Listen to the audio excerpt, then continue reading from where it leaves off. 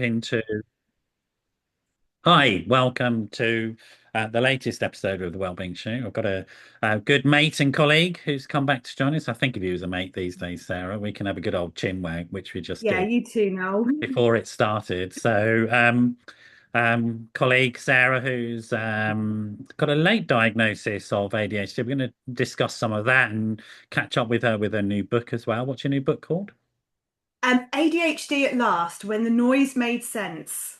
Oh, I like that title. I like anybody who can make sense. I can't. No, I don't make sense. I'm still trying to make sense, and I think I will be until the day I die, because I don't think any of us really know who I mean, we you've got a are. couple of rat bags on the table Oh, I behind. What are know, they I know. It's like? like my husband was supposed to be taking them for a walk, which he is going to, but Right. you can see that they're trying to get my attention. Well, they're just trying to eat your breakfast by the looks of it. I don't think they care about you. At Probably. the moment, they're like, more bacon and eggs, please, Mum. Yeah, yeah, definitely, Good for them. definitely. What are their names? Danny and Bentley. So Danny Um, is the fluffy one. He's the Romanian rescue. right. Um, One of the You've got a sweetest Romanian dogs. orphan dog. Only I've got a you, Sarah. Romanian Only orphan you. dog. He is an amazing dog. He is the kindest, sweetest, loves people. You think he shouldn't do because he was chucked out on the streets, but Poor thing. He's just happy to have somewhere to live, I guess. yeah. Yeah. Aren't we all? Um, So, folks, we're going to be, as usual, this is a pre-recorded. So, even though it looks live and feels live because we like that sort of way of doing things, it isn't. So, don't call me when you're watching this or call Sarah when you're watching this because we'll probably be doing something else. And certainly I'll get grumpy with you. I don't know about Sarah. I don't know if she ever gets grumpy. Maybe she never does. Who knows? I may shout at the phone and then answer nicely. That's That's right. what happens. I'll walk into another room and shout and leave the phone where it is. That's what I usually do. But do get in touch. 07506 319 745 if you have any questions. WhatsApp is probably best for me. And then I can pass on your messages to Sarah. Also, I'd like to hear from you about the topics that you're interested in. So do like the channel, follow the channel. I think is it like or follow? Who knows? I'm in a bad mood with technology this morning. I'm not going to conform or comply, but I actually genuinely want to hear about the topics and subjects you're interested in hearing about. I get some fantastic people on, Sarah being one of them, who's super at discussing in a very accessible manner issues around gender and ADHD and diagnosis, which is in the news at the moment. So give us a sort of brief background on you, Sarah, for people who don't know you. What's your story, Yeah. as it were? So lots and lots of struggles throughout my life. There was lots of signposts throughout my life. But I get to um I had massive problems with overeating. I've been hugely overweight. I was over 20 stone, and I am not body shaming in any shape or form here, but I needed to be healthier. I have a history of late onset diabetes, needed to be healthier. So I've lost loads of weight. Yeah. I've had 11 miscarriages. I've, to put it into a nutshell, two suicide attempts, Yeah. lots of overdiagnosis of anxiety and depression. Um, and when I started reading, when I was about 48 years old, I'm 50 now, I'm 51 in March. Mhm. When I started reading about ADHD, I was very much like, oh my gosh, this is me. It was like ding, ding, ding, ding, ding, those light bulbs going on as you go through the list Yeah. of symptoms. And I was very concerned then, and I don't know how anybody right now with the latest political environment is going to be feeling, because they're probably going to be even feeling even worse. I was concerned then about jumping on the bandwagon of ADHD diagnosis. Was I just seeing what I wanted to see? Was I just making how I was feeling fit the symptoms? So I did an online one of the forms online, and I Mhm. went through it, and it came back and said, yes, you need to go and see your GP. So I Mhm. did the right to choose route with Psychiatry UK. Obviously there are other right to choose providers, but that's how I did mine. And met the psychiatrist and he was like, yeah, I can absolutely see it. Um, So let's go and back a little bit. So there's a couple of things that I think are interesting here, lots of things. Um, so one thing, let's just talk about the current political climate. What do you mean by that? What's going on? so What do you think is Streeting's announcement that Streeting is? the education. My other passion is education. The health secretary Okay. So because a stating, lot of people who might be tuning in aren't that ah, in tune with things. yeah, So let's go broader maybe than just the current Secretary for Health. So who is a man who saying these things. So for some time it seems to me there has been some sort of culture war thing around mental health issues. And that seems to me I've noticed it going on for some time. Despite all the objective evidence, the research-based evidence, and we're going to get into the confusions around mental health and ADHD, because it's not the same thing. There are mental health issues involved with ADHD, you've mentioned them, but it's a neurodivergent disorder. yep. It's the way your brain is permanently wired, one's And brain. I was reading they've actually and they found even more physical evidence of differences between an ADHD brain and a neurotypical brain. Yeah. There are So we're physical going to come and break differences. down some of those concepts, but let's just give people who maybe are not tuned into this stuff some of the historical context. So there has been a sort of an inevitable backlash towards mental health diagnoses. ADHD is not a mental health diagnosis, it's something else, but that's the context in which people are conflating it. And that backlash has come as a result of the observed objective evidence about the increase in the psychological distress that particularly young people are experiencing these days, Yep. due to a number of factors, which are all again based upon evidence. So the factors are one of the closest observed and one of the most well researched links between psychological distress and external factors is things like poverty, Mhm. things like poor housing, things like poor job prospects. And all those things are current at the moment for young people. They can't get on the housing ladder. Their salaries haven't sort of really got back to pre-2008 levels. There's a lot of pressure on young people financially. There's a lot of pressure in all sorts of ways. And that's going on. And then we see a significant rise in psychological distress. And we then say it's faked, Yeah.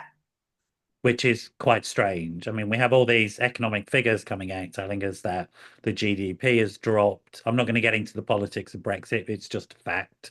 Yeah. We're struggling economically. The whole world sees the UK struggling economically. And we know, because it's one of the strongest evidential causal links, is that economic problems, mental health problems go hand in hand. And why would somebody make it up? As I said, I come from an education background. If a child comes to me and makes a safeguarding disclosure, I take them seriously because a child is not going to say, I'm in distress or this is happening to me for no reason. Yeah. I mean, the evidence is the opposite is true. A child in distress will try and hide it. Yeah. That's what the evidence tells us. The same is true of people with psychological distress because of a thing called lack of insight. So, a fairly standard part of the diagnosis of any mental health problem is that the person who has the problem doesn't know they have it Yeah. because they lack insight, right? And it's usually somebody else observes it and says, I don't think that's healthy or normal. Well, they're Uh, inside the tornado. How that's can right. you see out when you're inside a tornado? Yeah. And the number of people, in the same way as benefits cheats, for example, the number of people who do cheat the system is an infinitesimally small amount of people in regards to the number of people who don't ask for help. And it's the same. It's always like with benefits, for example. Yeah. The number of benefits cheats is tiny in comparison to the number of people who don't bother applying. Yes. Because of pride. Always the Because, case. This is yeah. always the story. This is always the truth. Or So I think don't it's start just, me on the immigration issue and how we've yeah, turned everything about that, because it's yeah, not fair. yeah. The spend on immigration is so much smaller than a lots of other spend that the UK make. And we've just had a huge drop in immigration numbers, and we have had a huge drop in immigration for some time, really. We had a spike under sort of Johnson, but the trend was always down anyway, to be honest. And that's harming us in so many different ways. So Yes. these are the sort of evidenced facts, and it's well worth placing that. We then have a man in government and a government who seem hell-bent on clinging on to power no matter what, and listening to agendas from various sort of very unsavory quarters, and is now touting something that isn't based upon evidence or fact, that there is a problem with overdiagnosis. And that person who's saying that, this man who's saying that, I think it's significant it's a man saying it, it is the Health Secretary, West Streeting. Correct? Would that be a reasonable Absolutely correct. summary? Yeah. And I'm quite enraged by it all, Sure. really. Absolutely enraged. The emotion over this, over saying that it's overdiagnosed. We were talking at the start before we started recording, Noel, about how, as a well-presented, well-spoken white woman, I look like I should be not having any problems. Yeah. I should look like there is nothing going on, because I've learnt to mask my entire life. Yeah. Yeah. And I've learnt, just like putting on makeup every single morning, that I need to present the world with a non-emotional, cool, calm, got it together, or else I'm not going to progress facade. Yeah. Okay. And that has been So perpetrated let's link that by back, men. because I know what you're saying, but maybe people listening don't. So now let's move to what ADHD is and what it's not. So ADHD, which is what we're going to talk about, is Yep. not a mental health diagnosis. No. Okay, it's a disorder, not a disorder. It's a divergence in the brain. It's a way some people's brain works in Yep. comparison to other people's brains who don't. So you tell me, from your perspective, your understanding, what is ADHD as much as you understand it clinically from your perspective? So, from my clinical understanding, it is very much about a lack of emotional regulation. That regulatory function in the brain is not functioning in the same way as others. And we talked about this when we met last time, Noel, about how we're now finding that the genes, because there is a very strong genetic link with ADHD. I don't want to say cause, because the scientific evidence isn't there to say cause yet, Mhm. but there is a very strong genetic link with ADHD in families and in genes. And we found that same genes in Neanderthal DNA. Yeah. So this is not a new phenomenon. This is not a new difference. This is a evolutionary difference Yeah. And between brains. there's some suggestions or theoretical positions that are suggesting that it developed in humans as a survival strategy around hunter-gathering, being able to split attention. Yeah. So for me, that clinical diagnosis is that lack of executive functioning, and you've seen me do it. I've clocked myself doing it, Yeah. getting distracted by a Bing on my computer and trying to turn I had to stop myself and go, stay back in the moment. Yeah. And that, Tell me what you mean by lack of executive functioning.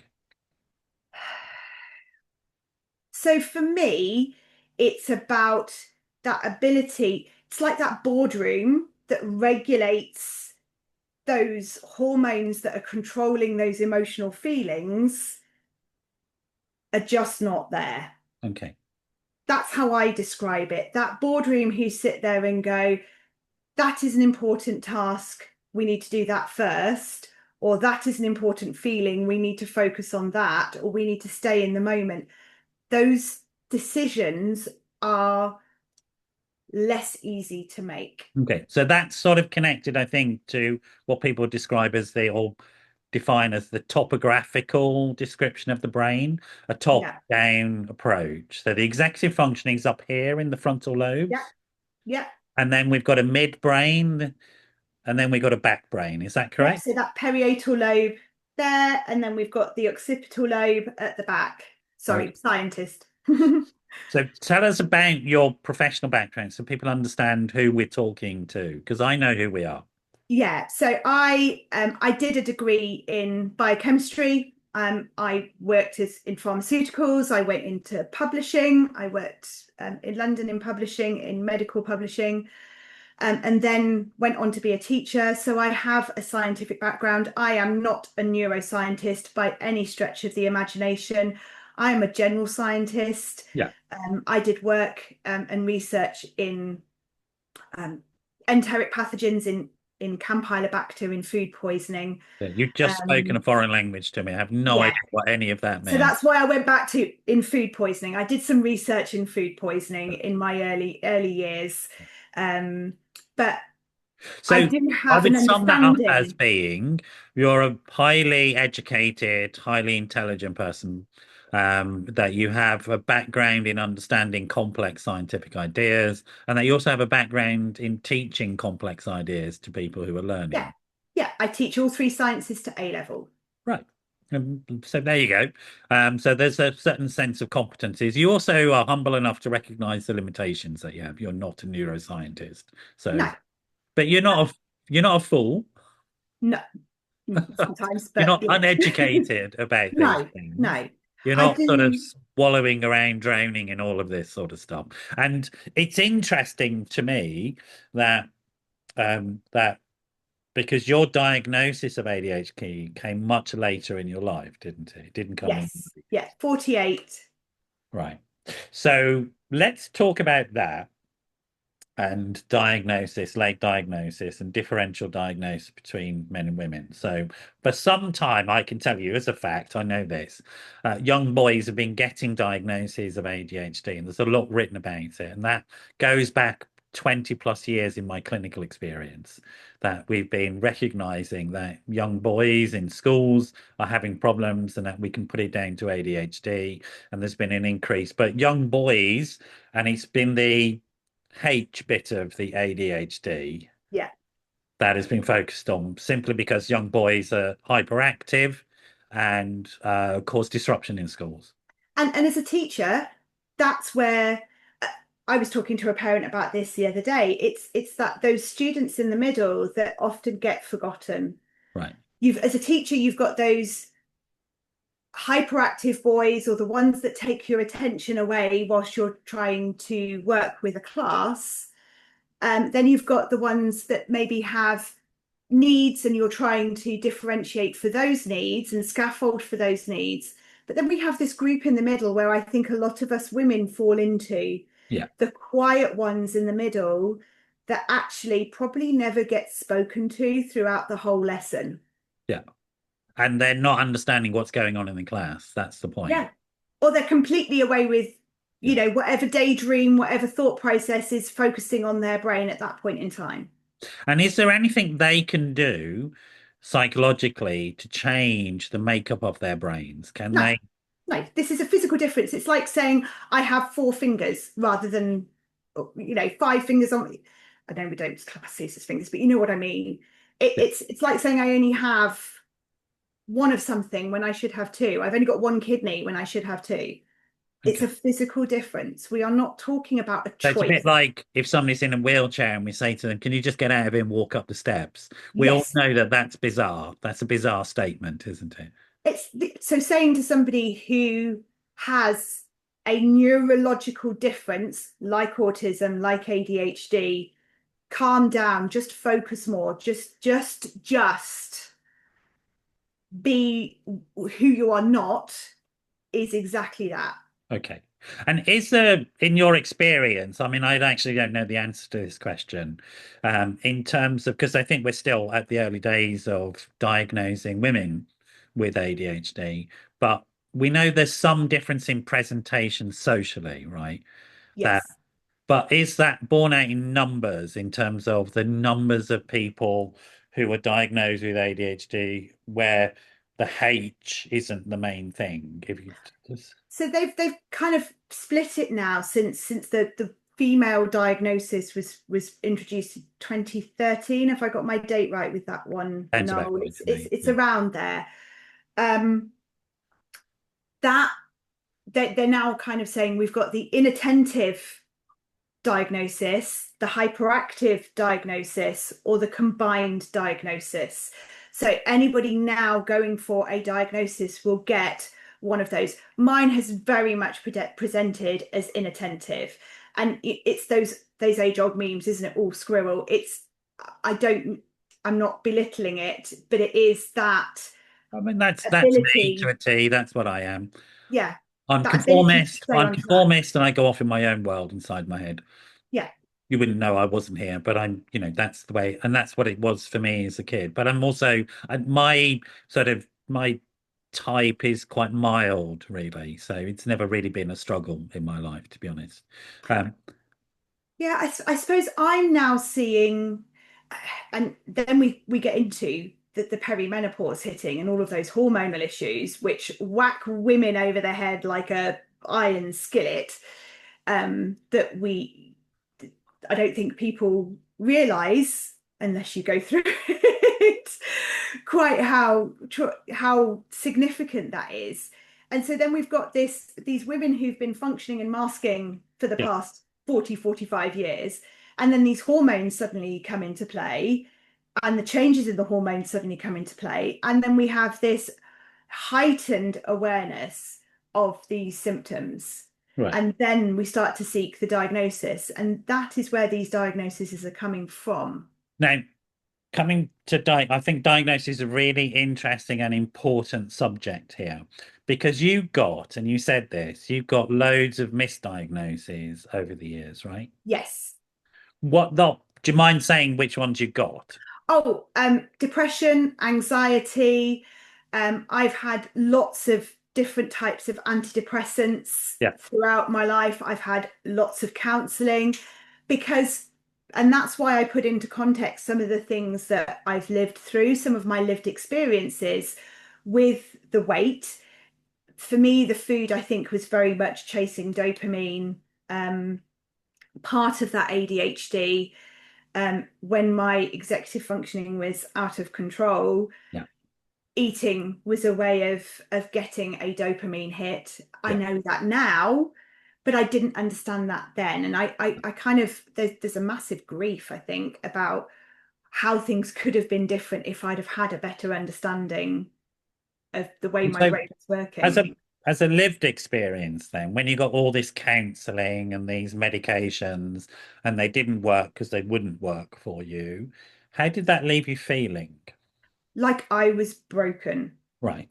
I actually I had an experience just yesterday. In my doctor's surgery, I went to the wrong surgery for the second time in a week. And um, I happened to overhear a conversation between two of the people who worked there, about how I wanted to say thank you. And I still want to say thank you to the two ladies that were on reception. So if they ever watch this, I do genuinely mean thank you, because you were so kind and understanding when I was clearly in distress yesterday for being in the wrong place at the right time, for the second time in a week. And I then overheard a conversation that I shouldn't, they thought I'd gone, about how awful I'd been last week. And I don't think people understand that 0 to 1,000 miles an hour Yeah. that can happen when something seemingly as minor as being in the wrong place at the right time can happen. Yeah. but then the ability to, okay, the house is on fire. Let's all stay calm. Yeah. Let's put the fire out and get everybody out. That complete, I'm okay with big things, deal with that. But the tiny things, that can be massive. Yeah. So tell me, like, I want to come back to this diagnosis thing because that's the word's being bandied around by this bloke in government, and I'm pretty Mhm. angry. That's why I'm continuing to refer to him as a bloke. It's really, really infuriating. Um, so the impact of a lack of diagnosis on your life was what, do you think, in terms of the damage it did to you? The damage it's done for me is I could never have taken away the miscarriages. That was a physical thing. Yeah. Nothing would have changed that. I tried. I had lots of surgeries. I had a great gynecologist who really tried to help me achieve that goal. But what it would have done, it would have changed the focus of my energy in the recovery from those situations, Oh. because everybody focused on, well, of course you're going to be depressed. You've had another miscarriage. Let's have some more medication. Let's go for counselling. Yes, grief counselling was needed, but maybe a grief counsellor that understood a neurodivergent brain was needed, And then because it would have worked, right?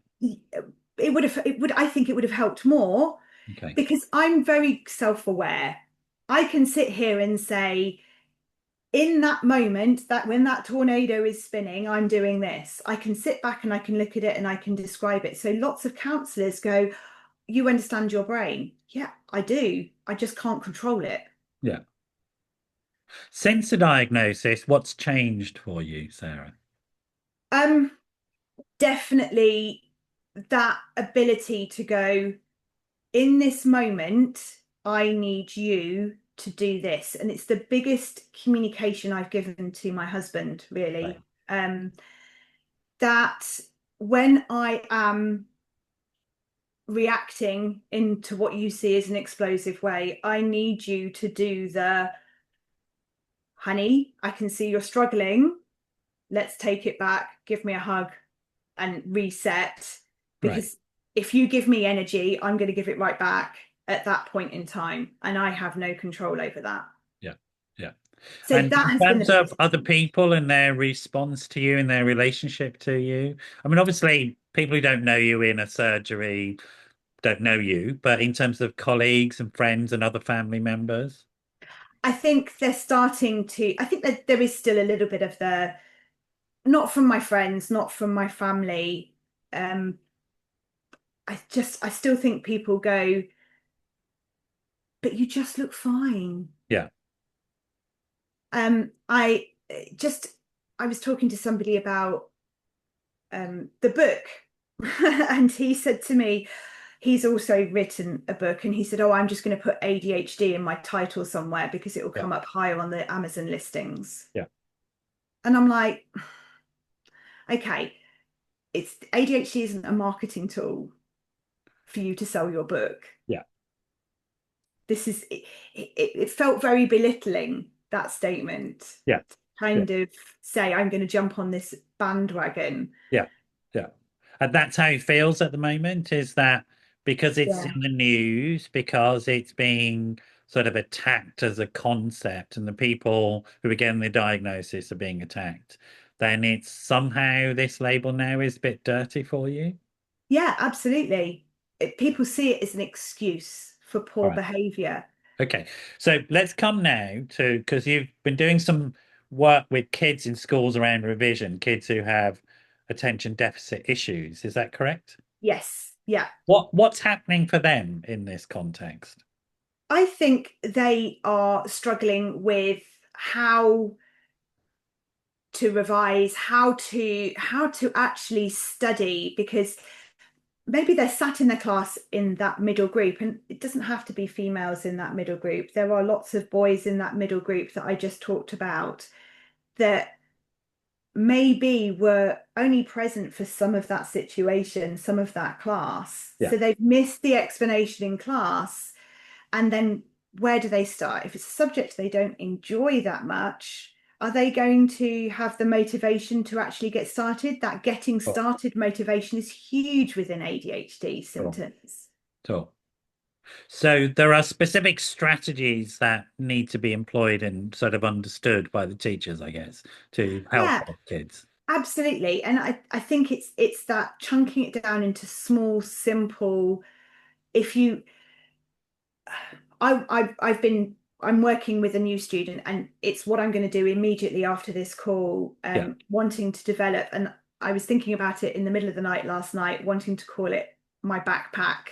And Yeah. I need to check that there's nothing else out there, Yeah. but just wanting to put together something to help support um, young children with what do I need? What do I need to take away in my backpack? What's the key message Okay. for this So what you're point? telling me is that with the diagnosis, we can develop strategies that mean that the person who is neurodivergent can function better, Absolutely, absolutely. right? And so we don't get any of the problems that we've been associated with failing in school, poor behavior, all that sort of stuff, and kids hurting themselves because they feel like failures, etc. We can reduce all those consequences with this diagnosis. Is that what you're saying? I absolutely, and there's been some great studies out there Right. recently about how medication is saving lives. I've Now, seen medication work. I mean, I'm a great fan of it in this area, but people can make their own choices, right? I was going to say exactly that, exactly that. People can choose whether they do or they don't.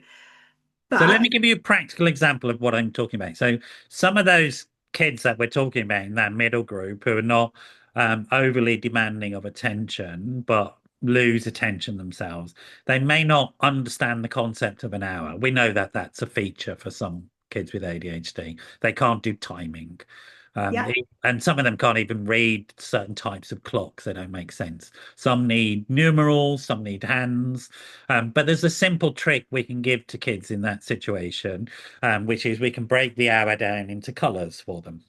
yeah, So we have green as you're okay, orange as you're running out of time, and red as you better get on with the task.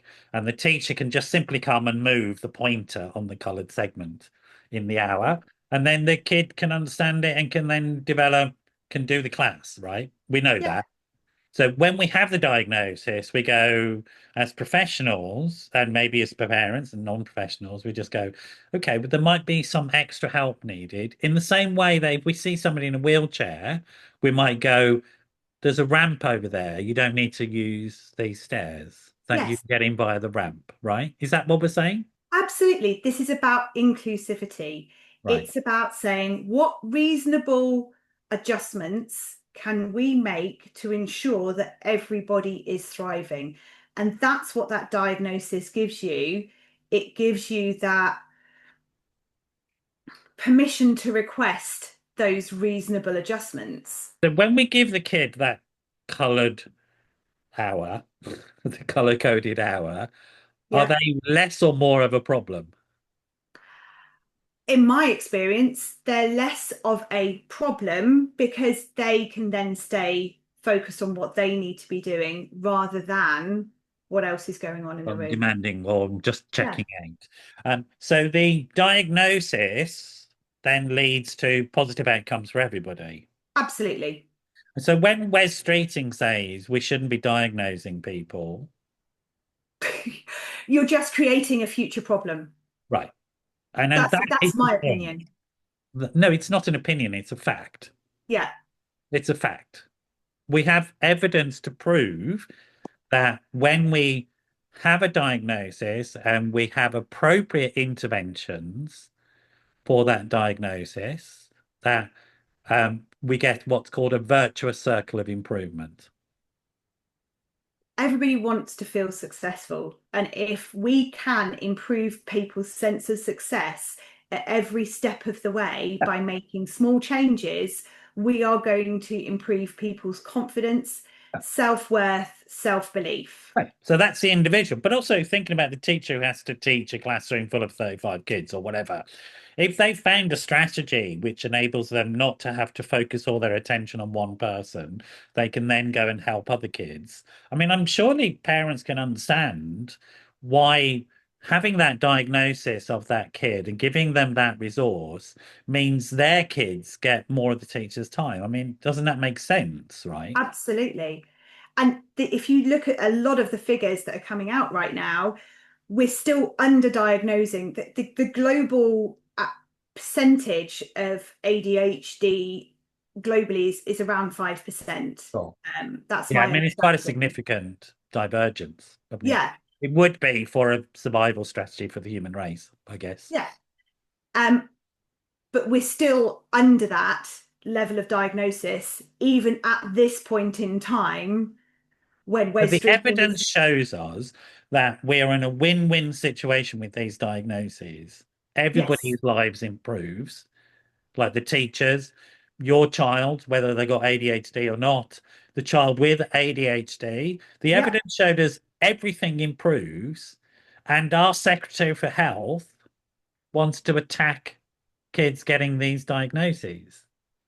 Like, I mean, isn't that a reason why the guy should resign? in my opinion, yes, Right. I mean, seriously, I'm absolutely, not making a political point here. I'm making a scientific point. We yeah, have scientific evidence around this stuff. And we have a minister of state who is scientifically illiterate attacking our children.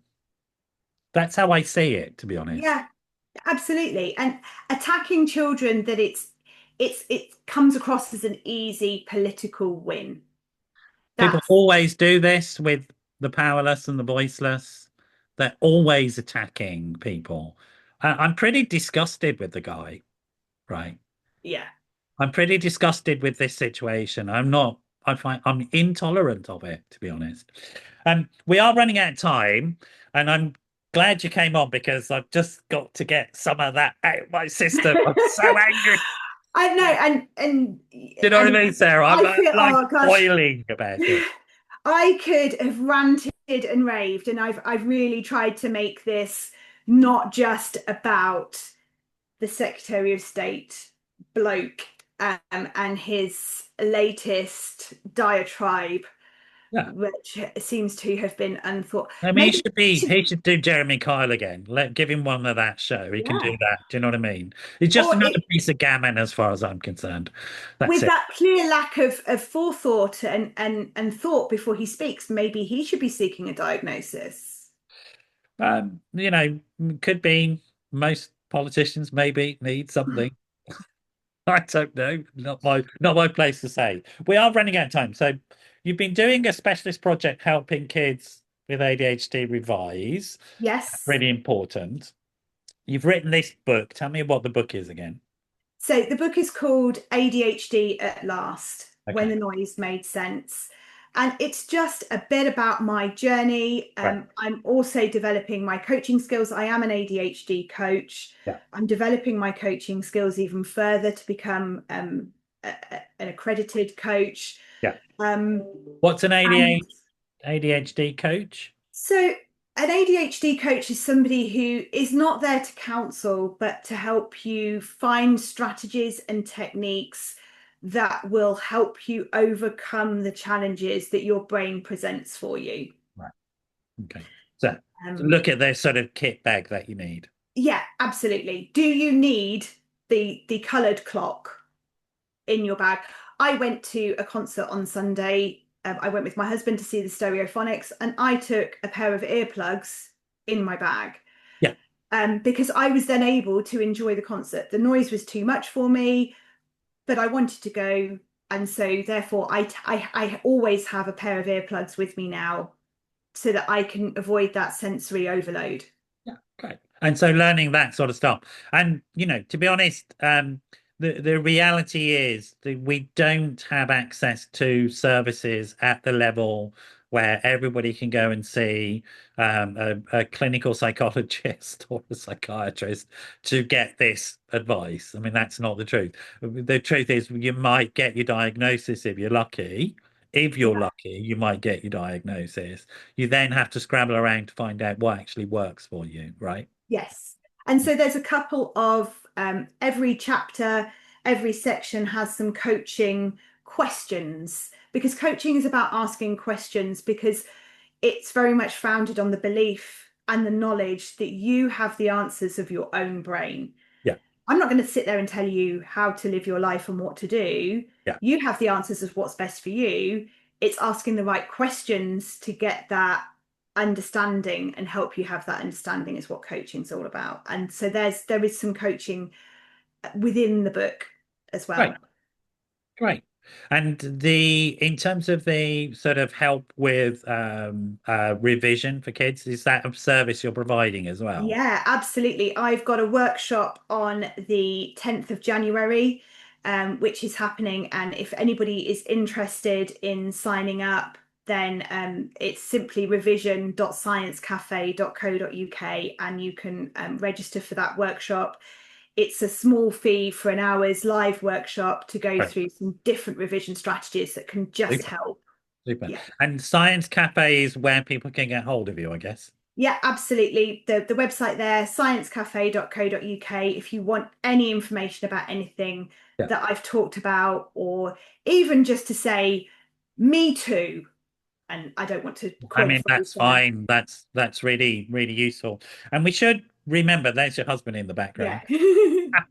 And we should Long remember that suffering, you gorgeous are man. currently a teacher, is that correct? So I'm out of the classroom now. I focus on the tutoring side of things and working with the neurodivergent and alternative provision students. But you have a teaching qualification, right? Yeah, yeah. Teaching I experience with kids, right? 20 years as a head of science in lots of different So it's contexts. not just like you got a diagnosis and you went and decided to write a self-help book.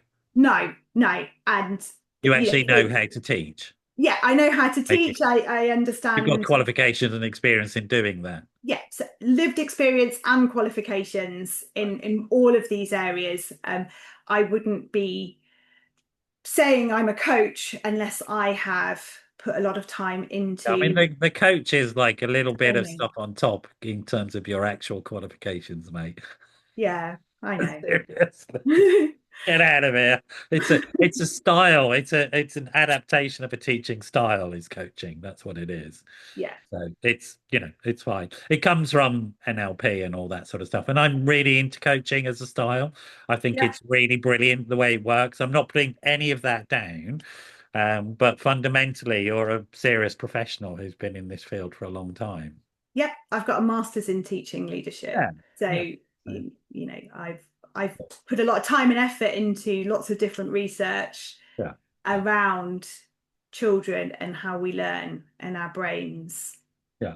And it's also, there is a thing, and shoot me down in flames if you wish, but there's a thing, I think, in the field about people who are really knowledgeable and experienced, particularly women like yourself, not bigging yourselves up enough.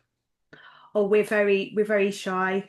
We don't want to shout about how. Because it's what you said was like, and I'm going to get more coaching qualifications. I'm thinking, well, that's fair enough. But actually, you've got quite a lot of qualifications and experience already. Well, thank you, because it's something that I am really working hard on to be better at. It's that imposter syndrome, It that really is, isn't it? feeling You like of, it's like serious. do I know enough? So I'm just going to study more. I'm going to read more of these books Yeah. to make sure that I know everything before I can say that I'm an expert in anything. And I don't necessarily like the word expert because I don't think any of us are ever I know, experts. I get that. I mean, I get that. But there is also, and it is my clinical experience that people who've been misdiagnosed often do have a deep sense of imposter syndrome from that sense of being broken. And misdiagnosis or lack of diagnosis is a devastating thing. Yes. It's a It's had a devastating, massive impact on my life. I can now see being able to look back and go, but it's a huge cost to us as a culture. It's a huge absolutely. cost to our society on every single level, economic, social, cultural. It's just a huge problem in opposition to the current extraordinary statements that we're overdiagnosing. I just don't see why we wouldn't want to get a diagnosis of kidney disease. I'm trying to make it again about something physical in our body. Yeah. You wouldn't want somebody to not get a physical Exactly. Exactly. diagnosis for something physically wrong with their body. I have a pulled ligament in my back, whatever that. I, everybody would go, yes, of course, everybody should get that diagnosis. Yeah. Why are we not doing the same for another physical condition or a set of physical conditions within somebody's brain? Yeah. Why? Because it's suddenly in our brain. Is it suddenly not important? Yes. Yeah. It's just an easy target for politicians, and we need to hold them to account because we pay their bills, we pay their salary. Hmm. Do you know what I mean? Yeah. Anyway, look, Sarah, we've got to go. So tell us your website again so people can get hold of you. So www.sciencecafe.co.uk. If you're interested in the revision workshop, just put revision in front of sciencecafe.co.uk and that's there. That's happening on the Brilliant. 10th of January Brilliant. at 11:30 in the morning. And Brilliant. the book is available on Amazon. I've done a self-publishing route. Great. All right. You stay there. Folks, I hope you've sorry if I ranted, but I just am boiling point at the moment. I'm just like I'm so angry about this stuff. So I'm gonna have to go and write a letter to the Times, I think, just to get over myself. And if one still writes letters to the Times, I don't know. But anyway, Disgusted from from London. wherever I am at that particular point in time. Sarah, lovely to have you back, and thanks for reaching out to us and letting us know about your current work. And do come back again in the Oh, future. I'd love to. All Thank right, you. mate. You stay there for now. So bye bye, folks, and I'll see you all at the next episode of the Wellbeing Show.